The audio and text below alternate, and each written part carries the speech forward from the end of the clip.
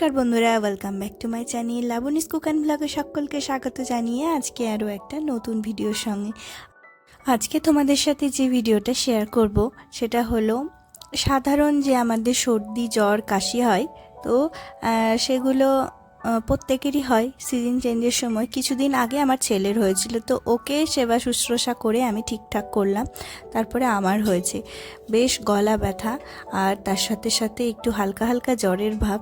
খুব জ্বর এসেছিলো সেরকম না, তবে শরীরটা ঝিমানি আর মানে গা হাত পাটা ব্যথা করছিল, বেশ করে দোল খেলা হয়েছিল, তো তারপরে আর কি এরকমটা হয়েছে। তো যেই কারণে আর কি আমার ঠান্ডা লেগে বেশ গলা ব্যথা করছিল। তো গলা ব্যথা সর্দি জ্বর যেমনই হোক, কাশি হলে কিন্তু আমি এই সমস্ত হোম রেমেডিসগুলোই করে থাকি। তাই তোমাদের সাথে ভাবলাম শেয়ার করি। এরকম সাধারণ সর্দি কাশি জ্বরে ওষুধ খেয়ে বেশি মানে কারি ওষুধ খেয়ে নিজেকে ঠিক করার থেকে আমার মনে হয় এরকম হোম রেমেডিস করে ঠিক করলে অনেক বেশি ভালো এবং সুস্থ থাকা যায়। আর হ্যাঁ, ওষুধে হয়তো তাড়াতাড়ি কাজ হতে পারে, আর হোম রেমেডিস করলে একটু কয়েকদিন বেশি সময় লাগতে পারে, তবে দেখবে হোম রেমেডিস করে কিন্তু খুব ভালো থাকা যায় আর খুব কফ টপগুলো কিন্তু বেরিয়ে যায়। তো আমি প্রথমে তো ভেপার নিই এই গলা ব্যথার জন্য। মুখটা হাঁ করে ভেপার নিলে পরে কিন্তু আমার গলাতে ভীষণ আরাম পেয়েছিলাম, মানে ভীষণই এক ধরনের গলা ব্যথা হচ্ছিল। জানি না এই মানে ওয়েদার চেঞ্জের কারণে আর দোল খেলার কারণে হয়েছে, আর প্রচুর প্রচুর রঙের ডাস্টও কিন্তু আমার ভেতরে গেছিলো, কারণ রঙগুলো স্প্রে করা হচ্ছিল। তো জানি না কোথা থেকে হয়েছিল। তো যাই হোক, চলো, এরকম ওয়েদার চেঞ্জের সময় কিন্তু অল্পতেই আমাদের ঠান্ডা লেগে যায়। তো প্রথমেই খুব ফুটন্ত করে নিলাম জলটাকে, ভেপার নিয়ে নিলাম, তারপরে জলটা ভেপারটা একদম ওঠা বন্ধ হয়ে গেলে জলটা বেশ নর্মাল টাইপের মানে গরমটা খানিকটা কমে যাওয়ার পরে সেই গরম জলটা দিয়েই তার মধ্যে লবণ দিয়ে দিলাম, দিয়ে এখন গার্গিল করব। অথবা এই গার্গিল সলিউশন, যেটা বিটাডাইন গার্গিল সলিউশন পাওয়া যায়, একটা হলো লাগানোর কাটা ছেঁড়াতে পাওয়া যায় আর একটা গলাতে গার্গিল করা, তো ওটা দেখে কিনতে হবে যে এটা কিন্তু গার্গিল সলিউশন হতে হবে। তো অন্য যে বিটাডাইন পাওয়া যায় সেটা আবার তোমরা গার্গিল করে ফেলো না, যে ভিডিওর মাধ্যমে দেখিয়েছি খুব সাবধানে কিনতে হবে, এটা গার্গিল সলিউশন পাওয়া যায়। তো সেটা দিয়ে গার্গিল করে নিলে কিন্তু গলা ব্যথাটা বেশ আরাম পায়। তবে গার্গিল সলিউশন দিয়ে বারবার গার্গিল করার কোনো প্রয়োজন নেই, একবারই আমি করেছিলাম, আর বাকি টাইম কিন্তু যতবার করেছি লবণ জল দিয়ে গার্গিল করেছি। আর গার্গিল করার ফলে কিন্তু আমার গলা ব্যথাটা একদম চলে গিয়েছিল। আর তারপরে যেটা আমি করি সেটা হলো এই রকম একটা কাঢ়া বানাই। তো কাঢ়া অনেকভাবে অনেক রকমভাবে বানানো হয়, আমি এভাবে বানিয়ে থাকি, তাই তোমাদের সাথে শেয়ার করলাম। এই কাঢ়াটা খুব ভালো, মানে খুবই ভালো একটা উপকার দেয়। তো আমি কাঢ়া বানানোর জন্য প্রথমে নিয়েছি গোলমরিচটা প্রথমে গোটা দিয়ে ফেলেছিলাম, তারপরে আমার মানে ভুল করে, তো তারপরে সেই গোলমরিচগুলোকে একটু ক্রাশ করে দিলে বেশি ভালো হয়। তার সাথে জোয়ান, তেজপাতা, শুকনো আদা দিতে পারো, অথবা ড্রাই জিঞ্জার পাউডারও পাওয়া যায়, সেটাও দিতে পারো। আর তার সাথে 4-5টা তুলসী পাতা দিয়েছি। তো এই রকম শুকিয়ে যাওয়া আদাগুলো খুব ভালো করে এই হামনদিস্তার মধ্যে কুটে নিয়ে জলে দিয়ে কিন্তু ভালো হয়। তাছাড়া এইরকম আমি এখন তাড়াতাড়ি করে এই ড্রাই জিঞ্জার পাউডার এটাই দিয়ে দিলাম।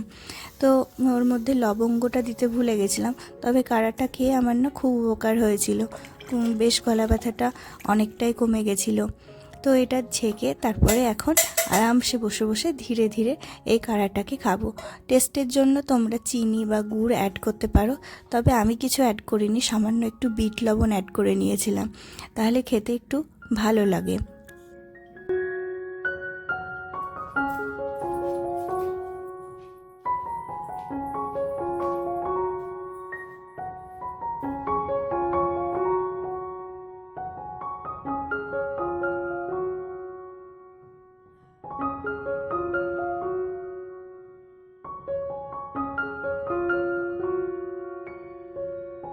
তবে কাঢ়া বানানো ঝঞ্ঝাট যদি কারো না ভালো লাগে, অনেক সময় শরীর খারাপ করে, নিজেকে বানাতে আর ইচ্ছে করে না, বা ব্যস্ততার মাঝখানে কাঢ়া বানিয়ে এত কিছু জোগাড়যন্ত্র করার সময় হয়ে থাকে না, তখন ঝটপট কিন্তু আমরা বাজারে একটা কাঢ়া কিনতে পাওয়া যায়, আয়ুর্বেদিক কাঢ়া বলে ডাবরের।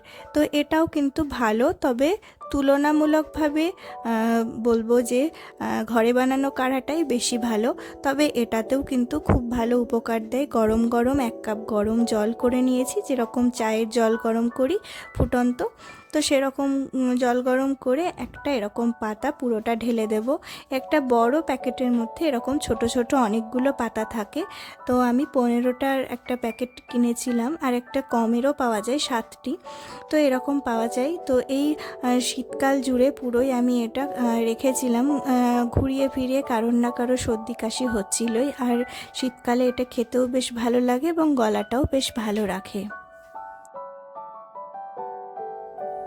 তো ঠান্ডা সর্দি লাগার জন্য কিন্তু আরও একটা ভীষণ একদম রামবাণ ওষুধ যাকে বলতে পারো, আমার কাছে এটা সত্যিই রামবাণ, কারণ এটা খেয়ে আমি বেশ কয়েকবার উপকার পেয়েছি, তাই তোমাদের সাথে শেয়ার করলাম। এবং যারই ঠান্ডা লাগে আমি প্রত্যেককেই বলি এটা খাও, এটা খেলে কিন্তু খুব উপকার পাওয়া যায়। গরম গরম দুধ নিয়েছি, তার মধ্যে একটা এই খানিকটা ইঞ্চি, হাফ ইঞ্চি মতো যেরকম আদা আর কি নিই সেরকম আর কি এতটা হলুদ নিয়ে ভালো করে গ্রেটারের সাহায্যে গ্রেট করে গরম দুধের মধ্যে ফেলে দিলাম, আর ভালো করে চামচ দিয়ে গুলিয়ে নিয়ে এটাকে আস্তে আস্তে বসে বসে খাবো। তাতে গলাতে ভীষণ আরাম দেয়, আর ভেতর থেকে ঠান্ডা সর্দিটাকেও একদম কিওর করে। তো তোমাদের কখনো বাচ্চাদের ঠান্ডা লাগলে বা নিজেদেরও ঠান্ডা লাগলে পরে খেয়ে দেখবে, এটা ভীষণ ভালো উপকার দেয়। আর কয়েকদিন ধরে যেহেতু এই ঠান্ডা সর্দি লেগেছিল, আমার খেতে কিছুই ভালো লাগছিল না, কোনো খাবারে যেন স্বাদ পাচ্ছিলাম না। তো আজকে অনেক দিন ধরে আমার ছেলে বায়না করছিল যে লুচি, ওর প্রায়ই ব্রেকফাস্টে বলো বা যখনই ওকে লুচি দেবে, ওর লুচি তো ভীষণ ফেভারিট। তো সেই কারণে আজকে আমারও ইচ্ছে হলো চলো লুচি বানাই। তো আর সিমুয়ের পায়েসটাও অনেক দিন হলো খাওয়া হয়নি, আর সিমুই অনেকটা পড়েও ছিল, তো ভাবলাম আজকে চলো সিমুয়ের পায়েসও বানাবো। তো অল্প খানিকটা সিমুই নিয়ে ভেজে নেব, হালকা একটু ঘি দিয়েছি, দিয়ে ভেজে নিয়েছি লাল লাল করে। এবার এই দুধের মধ্যে একটুখানি জল অ্যাড করে দিলাম, না হলে একদম দুধের মধ্যে দিলে একদম দুধটা শুকিয়ে যায়, এটা সেদ্ধ হতে হতে, তাই আমি একটুখানি জল অ্যাড করলাম। আমার কাছে খুব একটা বেশি দুধ ছিল না, তো সেই কারণে জল অ্যাড করলাম। তোমরা বেশি দুধের করতে চাইলে আরও হাফ লিটার দুধ অ্যাড করে দিতে পারো।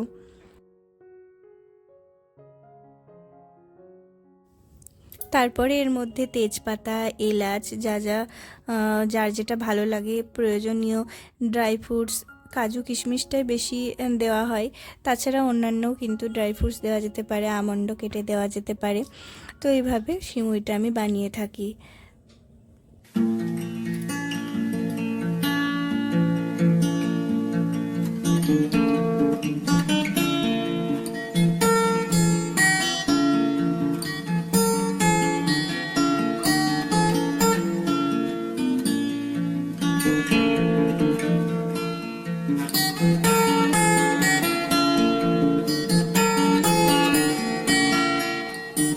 তো আমার লুচিগুলো সমস্ত ভাজা হয়ে গেছে, আর তার সাথে অল্প একটু আলু ভাজাও করে নিয়েছি।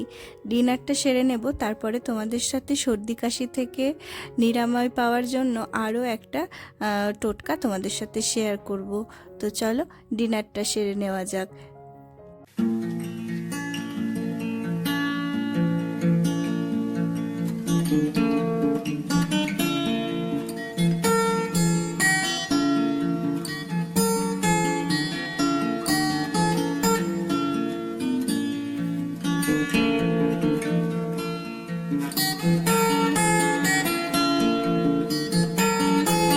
তো ডিনার করে নিয়েছি, আর সমস্ত কাজই মোটামুটি হয়ে গেছিলো, মানে সারা দিনের সমস্ত কাজ সেরে একদম জাস্ট বিছানাতে যাওয়ার আগে পাটা একটু পরিষ্কার করে নিয়েছি। তারপরে হাতে একটুখানি সর্ষের তেল নিয়ে ভালো করে পায়ের তলায় ম্যাসাজ করি, এতে কিন্তু খুবই ভালো, ঠান্ডা লাগলে না খুব ভালো একটা উপকার পাওয়া যায়।